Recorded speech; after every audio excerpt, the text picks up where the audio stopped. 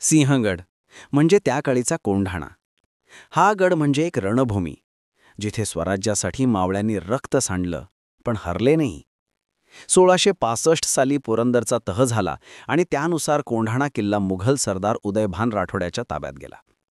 1670 साली महाराजांनी ठरवलं, गड परत हवा.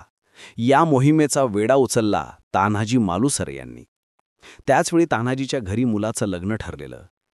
तेव्हा त्याने महाराजांना ठामपणे सांगितले, आधी लगीन कोंढाण्याचं, मग माझ्या रायबाचं. रात्रीच्या अंधारात 300 मावळ्यांसोबत तान्हाजी गडावर चढले, एका अशा कड्यावरून जिथून मुघलांनी कधी विचार पण नसेल केला. कारण तो कडा अतिशय दुर्गम, सरळसोट आणि चढायला जवळपास अशक्य मानला जात होता.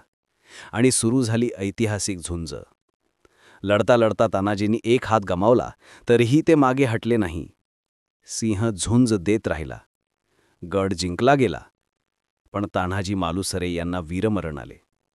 ही बातमी ऐकताच शिवाजी महाराज व्यथित झाले. त्यांनी दुःखाने एकच वाक्य उच्चारले, गड आला, पण सिंह गेला.